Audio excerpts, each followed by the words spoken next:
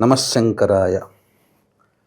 మహాశివరాత్రి 15వ తారీఖు ఆదివారం రోజున అందరికీ సమయం హాలిడే ఉంటుంది.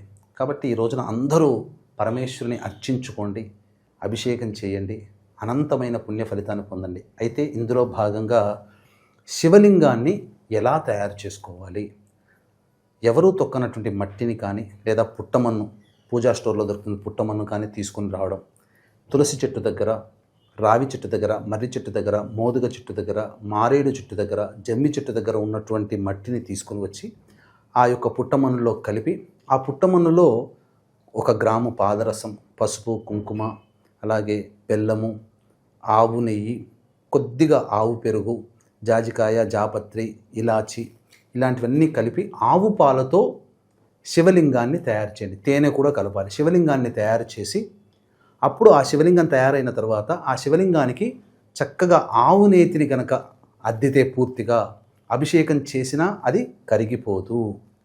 ఆ విధంగా మహాశివరాత్రి రోజున సాయంకాల ప్రదోషకాల సమయం నుంచి 4 యామములలో 4 పూజా కాలములలో ఈశ్వరునికి అభిషేకం చేసుకుంటే అనంతమైన పుణ్య ఫలితం కలుగుతుంది.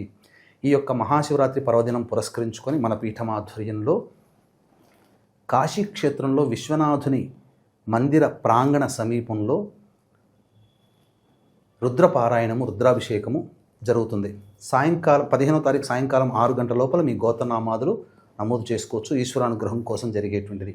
ఇక 17వ తారీఖు రోజున సూర్యగ్రహణము, పంచగ్రహ కూటమి, ఈ వృషభ, మిథున, కర్కాటక, సింహ, తుల, వృశ్చిక, మకర, కుంభమీన రాశులు జన్మించిన వారికి గ్రహణ దోషం కాబట్టి గ్రహణదోష నివారణార్థమై 17వ తారీఖు మధ్యాహ్నం 3 గంటలకి గ్రహణదోష నివారణ హోమాలు, చండీ హోమము, మృత్యుంజయ, రుద్ర, సుదర్శన, శనిదోష నివారణ హోమాలు జరిపించి శక్తిపాతం చేసినటువంటి కరుంగలి మాల ఇవ్వడం జరుగుతుంది.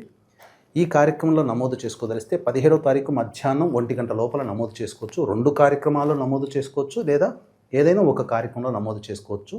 శక్తిపాతం చేసినటువంటి కరుంగలి మాల మీకు ఇవ్వడం జరుగుతుంది.